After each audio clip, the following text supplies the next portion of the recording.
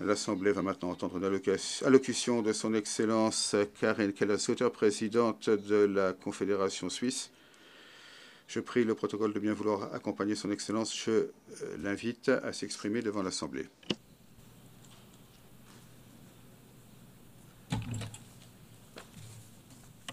Madame la Présidente de l'Assemblée générale, Excellences, Mesdames, Messieurs, il y a 80 ans, le monde entrait dans une nouvelle ère, des temps meilleurs. Le 27 janvier 1945, le camp de concentration d'Auschwitz était libéré. Le 8 mai, la guerre en Europe prenait fin. Et le 25 juin, 50 États adoptaient la Charte des Nations Unies à San Francisco. Ils étaient, je cite, « résolus à préserver les générations futures du fléau de la guerre qui, 2 fois en l'espace d'une vie humaine, a infligé à l'humanité d'indicibles souffrances. » Fin de citation.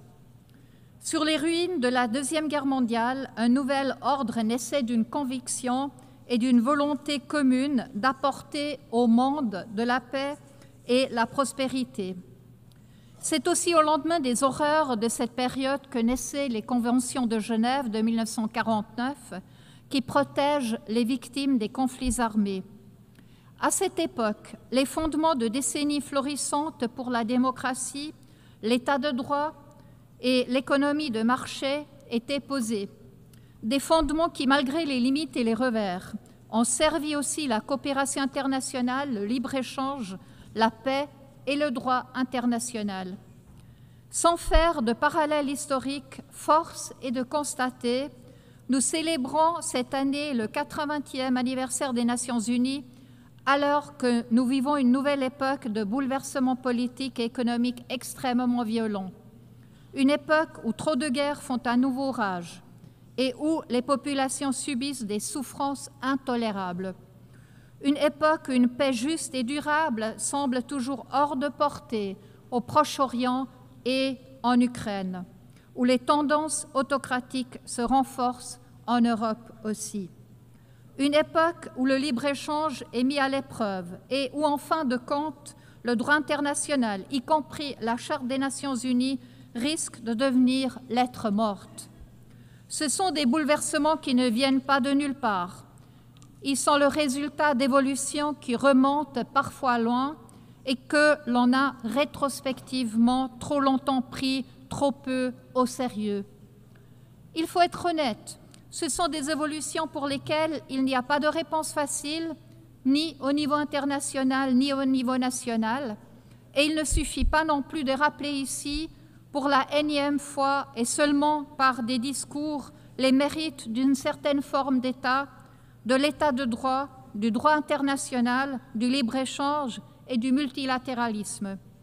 Non, si nous voulons relever les défis auxquels nous sommes confrontés, nous devons redoubler nos efforts. Car que valent tous les acquis de la civilisation s'ils ne contribuent pas concrètement à la liberté, à la sécurité et à la prospérité, si leurs avantages ne deviennent pas tangibles pour les populations dans leur vie de tous les jours? Il y a 2 erreurs que nous ne devons pas faire. Premièrement, pointer du doigt uniquement les autres États. Deuxièmement, laisser les organisations internationales seules avec le travail et faire comme si elles étaient distinctes de nous. Mesdames, Messieurs, nous devrions commencer là où nous pouvons dès maintenant garantir la liberté et contribuer à la sécurité et à la prospérité. Et c'est en général chez nous, dans notre propre pays. Entendons-nous bien, il ne s'agit pas de faire l'éloge de l'égoïsme national, ni de condamner le multilatéralisme, bien au contraire. La Suisse est convaincue que le multilatéralisme, que les organisations internationales, que les Nations Unies sont essentielles à la coexistence pacifique des peuples, à la prospérité économique mondiale, à la résolution de défis tels que la migration, le changement climatique, la transition numérique et, je le dis aussi en tant que ministre des Finances, à la stabilité financière mondiale. L'année dernière, nous avons adopté ensemble le Pacte pour l'avenir, un engagement fort en faveur du multilatéralisme dans l'agenda 2030 pour le développement durable constitue donc l'un des piliers. Nous devons mettre en œuvre ces feuilles de route sans délai. La Suisse est aussi convaincue que la Genève internationale peut apporter une contribution unique à la réalisation de ces objectifs. Genève, en tant que premier centre opérationnel onusien, dispose d'une forte expertise dans de nombreux domaines cruciaux pour notre avenir, liés notamment à l'humanité et à l'innovation. Il s'agit d'un écosystème sans égal pour réfléchir, discuter et agir ensemble. Mais toute organisation internationale forte a besoin de membres forts. Et quand je dis fort, je ne parle pas de force par la taille ou par la puissance militaire. Je parle d'États qui sont en mesure de permettre à leurs citoyens de s'épanouir et je dirais aussi de s'exprimer librement en toute sécurité. Une sécurité non seulement militaire mais aussi juridique, économique et sociale. La sécurité et la liberté sont les conditions préalables essentielles au développement économique et donc à la prospérité. Elles nécessitent des institutions qui soient juridiquement solides, fiables et capables d'agir. Et elles nécessitent une stabilité politique, sociale et financière. Et là, chaque État doit également assumer ses propres responsabilités. Nous ne pouvons pas simplement les déléguer à une organisation internationale. Mesdames, Messieurs, la communauté internationale ne peut que profiter de la force intérieure, de la prospérité et de la stabilité de chaque État. Seuls les États solides sur le plan intérieur peuvent être véritablement solidaires et contribuer à une communauté internationale prospère. Mais nous devons redoubler les efforts aussi en tant que communauté internationale. Aujourd'hui, surtout, les Nations unies doivent-elles aussi se remettre en question? Sont-elles encore en mesure de remplir leur mission comme les 50 États l'avaient prévu le 25 juin 1945 à San Francisco lorsqu'ils adoptaient la charte? Le multilatéralisme connaît lui aussi des bouleversements sans précédent. Ces bouleversements sont marqués par une recrudescence des violations du cadre normatif et des principes et valeurs mêmes qui fondent l'action multilatérale. Le dialogue, la coopération, la recherche du consensus, le respect du droit international et l'égalité souveraine entre États, quelle que soit leur taille ou leur poids économique ou politique.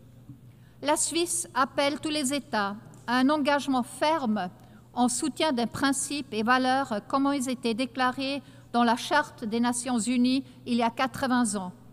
C'est le prélude à toute réflexion sur les réformes et les mesures d'efficacité qui doivent renforcer l'impact de notre action dans les 3 piliers de l'organisation.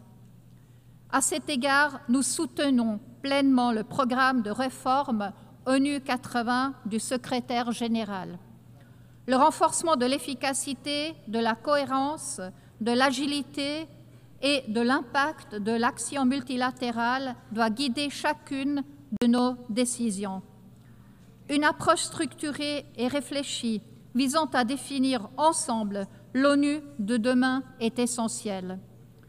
Je peux vous assurer que la Suisse continuera d'œuvrer en faveur des efforts de réforme d'une ONU plus efficace et d'un multilatéralisme pérenne, à la fois en tant qu'État d'hôte fiable et en tant qu'État membre engagé.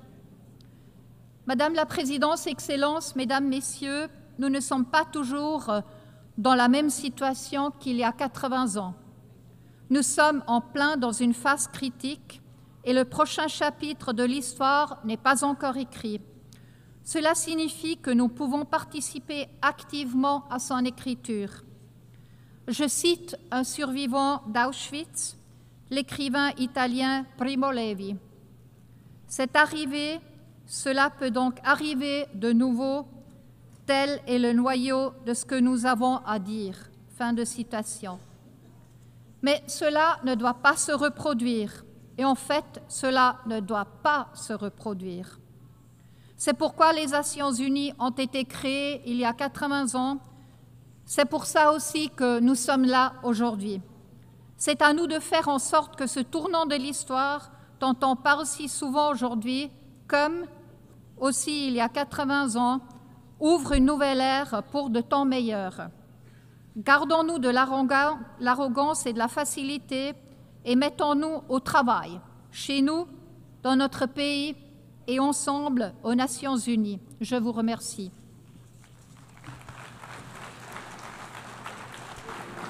Merci. I thank on behalf of the... Merci. Je remercie la présidente de la Confédération suisse. L'Assemblée va maintenant entendre une allocution de son Excellence.